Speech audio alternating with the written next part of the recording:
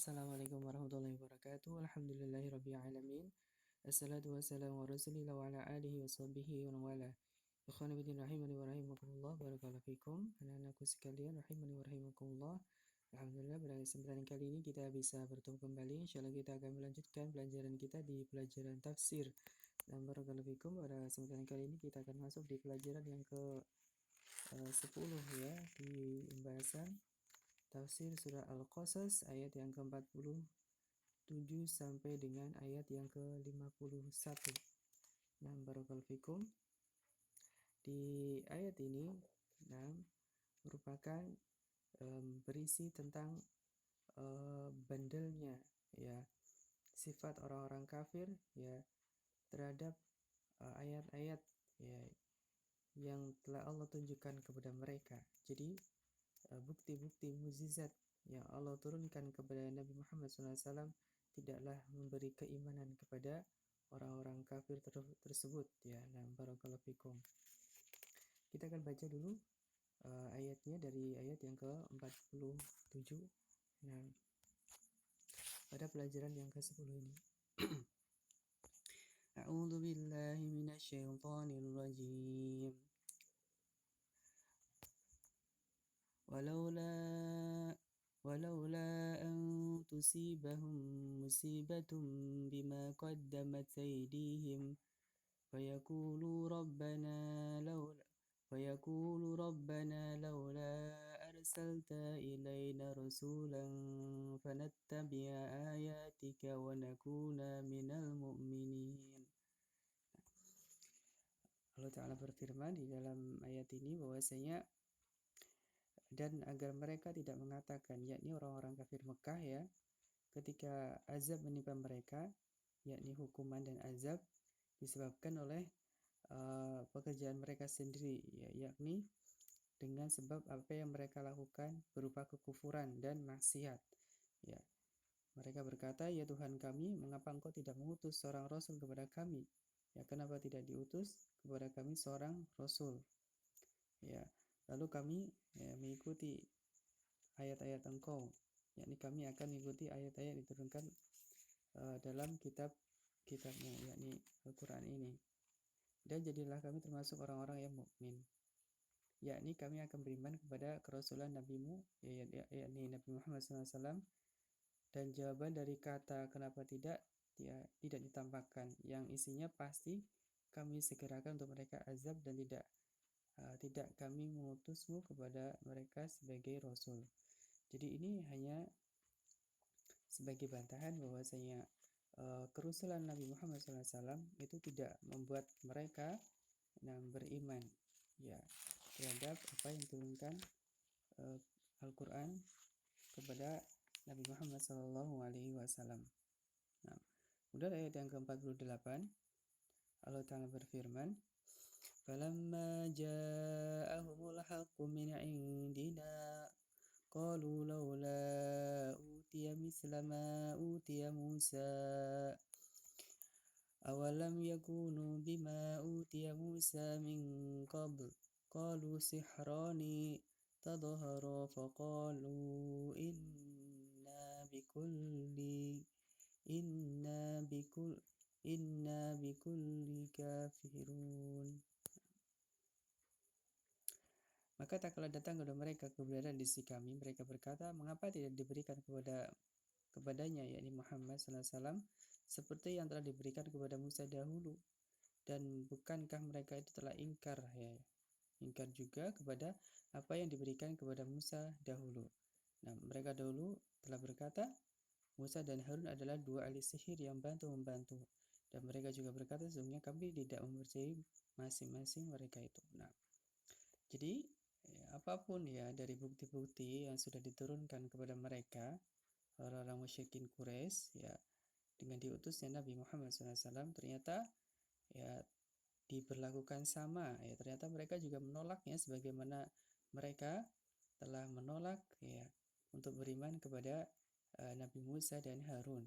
Nah, untuk beriman kepada ya Allah Subhanahu wa taala.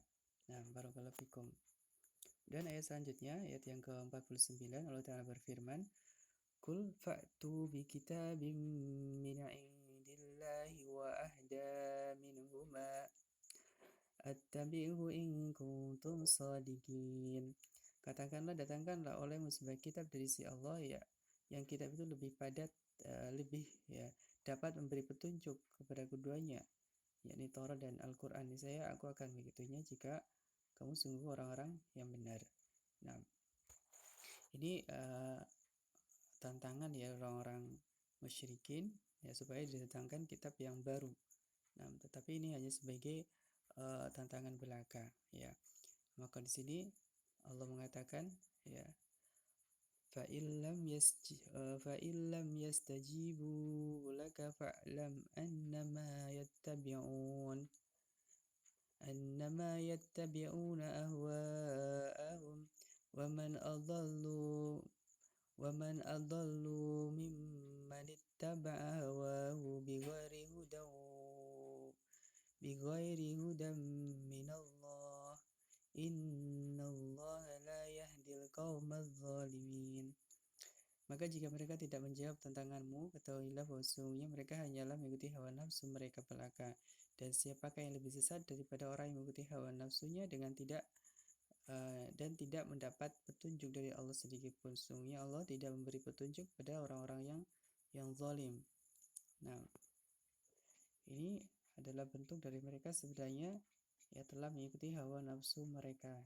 Nah, dan mengikuti hawa nafsu merupakan akar dari kesesatan, ya. Akar dari kesesatan yaitu adalah mengikuti hawa nafsu, dan ini merupakan bentuk dari kezaliman. Ayat terakhir, Allah Ta'ala berfirman, وَلَقَدْ وَصَلْنَا لَهُمُ الْقَوْلُ لَعَلَّهُمْ يَتَذَكَّرُونَ. Sesungguhnya telah kami turunkan berturut-turut perkataan ini, yakni Al-Quran, kepada mereka agar mereka mendapat pelajaran. Nah, barakallahu fikum. Kita ke faedah dan kesimpulannya, bahwasanya kemaksiatan merupakan sebab terjadinya musibah. Ya, kemaksiatan merupakan sebab terjadi musibah yang menimpa makhluk. Ya, jadi apapun musibah yang menimpa itu disebabkan karena dosa-dosa manusia itu sendiri.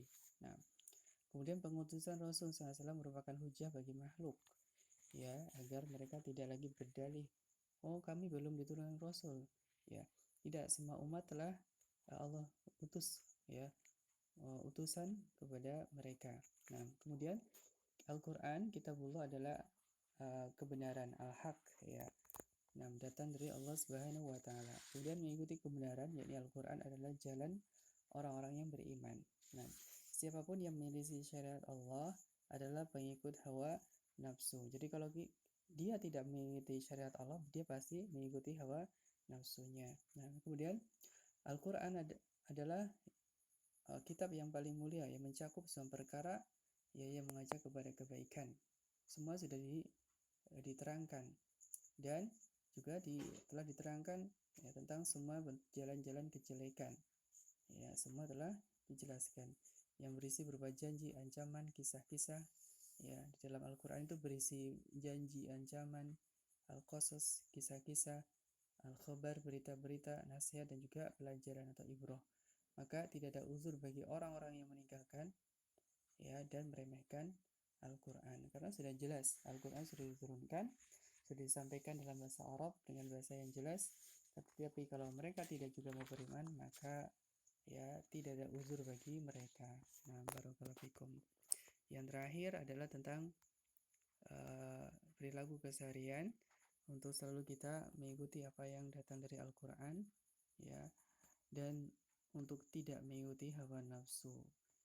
Jadi barakallahu fikum. Jadi apa-apa yang ada di dalam Al-Quran, maka kita ikuti, kita jalankan, ya. Dan apa-apa yang dilarang di dalam Al-Quran, maka ditinggalkan. Dan penjelas dari Al-Quran itu adalah al-hadis, yaitu as-sunnah, yaitu hadis dari Nabi SAW, maka juga kita harus ikuti. Nah, barakallahu fikum, karena itu semuanya merupakan sumber dari hukum Islam, yaitu Al-Quran dan sunnah atau hadis. Baik, sampai di sini dulu. Wallahu ta'ala alam. Subhanakallahumma wa bihamdika asyhadu an la ilaha illa anta astaghfiruka wa atubu ilaik. Assalamualaikum warahmatullahi wabarakatuh.